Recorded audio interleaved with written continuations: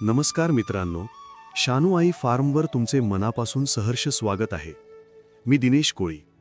आपण 100% गावरान कुक्कुटपालनावरती काम करतो. मित्रांनो, आज मी तुम्हाला एक डोळ्यादेखत घडलेला अनुभव सांगणार आहे.